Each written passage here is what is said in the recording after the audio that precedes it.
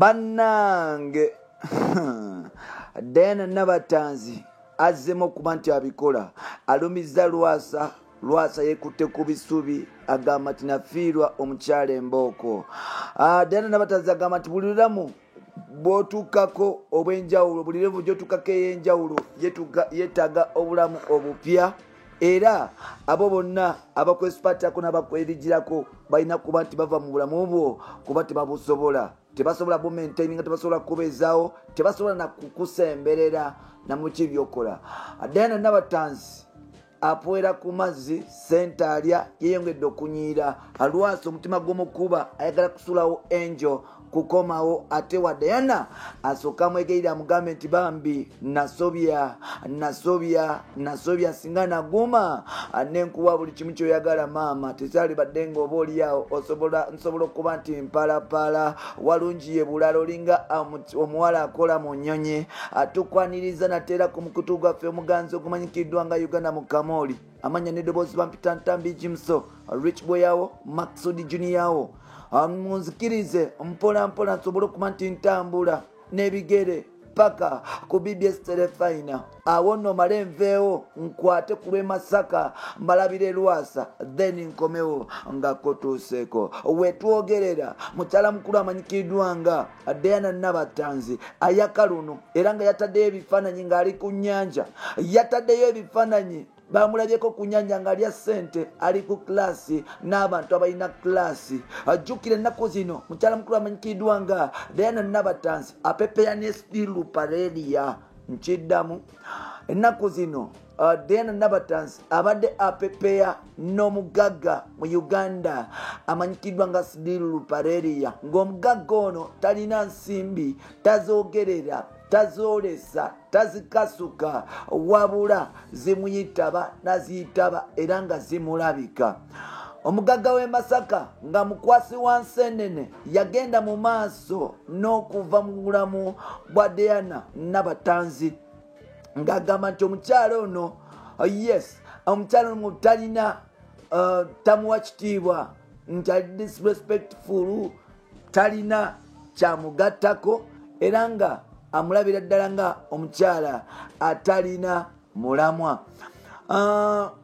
Lubadde olunaku lwaleero omukyala ono agambye nti buli muntu atambula okuva mu bulamu bwo muviire kubanga talina kyagenda kugattako. Diana Nabatanzi avuddeyo n'alaga nti Lwasa byali amukolera bitono. In fact Lwasa yali amukaddiya nga muwa stress.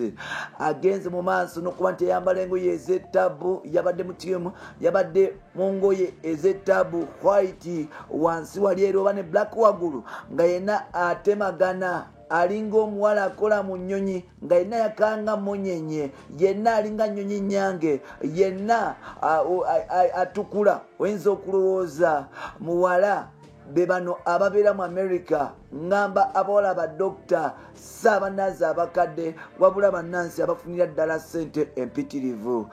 Diana Nabatanzi avudde nagamba nti ze mungi banjogerera. Omusajja anjogera nagamba nti sisobola kwebeezaawo nti ambeezezaawo okumala ebbanga lyonna. Kumbe ng'ate omusajja oyo yandaba bukulu, yandaba nga nsobola okweriisa, yandaba nga nsobola okwetambuza, yanegomba ng'amaze kulaba mayiwathe. Yasobola okuba nti atambula nava mulamu wange ng'alowooza nja sirana, kumbe ng'ate agenda kumpa amaanyi. Nebaza Mukama Katonda nti nsobodde okuba nti ntuuka we ntuuse era nga bintu bingi byengenze mu maaso n'okuba nti ntuukako bukyanga omusajja ow'ekisitaani ava mu bulamu bwange.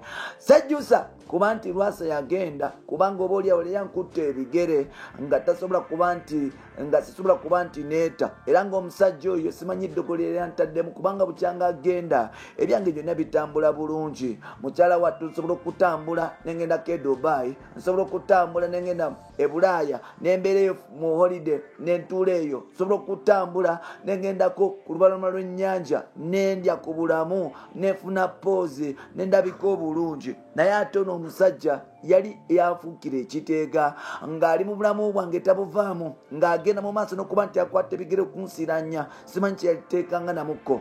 Sejjusa kuba nti oba oliawo namufiirwa kubanga bukyanga agenda obulamu bwange bugenda mu maaso n'okuba nti obuterera.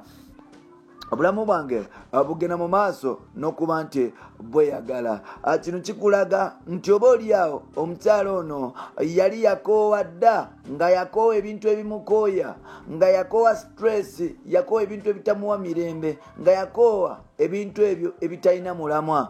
Wetwogerera Diana Nabatanzi agenze mu maaso n'okuba nti nga alumya Lwasa, agenze mu maaso n'okuba nti amulagako nti oba oliawo wampisamu amaaso nonkyaya nonvuluga nonfuula omukyala talina kitiibwa, kumbe ng'ate ndi mukyala wa kitiibwa awedde emirimu. Weebale kuba nti otambula nange, weebale kuba nti onjagala, weebale kunkumana kubeera nti Eva otambula nange. Kugambye amanyi n'eddoboozi bamita Ntambi Jimuso, omukutu guli gumu gwa Uganda mu Kamooni. Ekibuzo kiri bwe kiti, wamma kyali kituufu Diana Nabatanzi okutambula okuviira Lwasa oba yakola muvu nkyamu? Ye abaffe osubira Lwasa ne Diana basobola okuddamu oba kiwani? Leka idea yo oba opinion yo mu comment section tusobole okuba tutambula ffenna mpola mpola. Bye bye.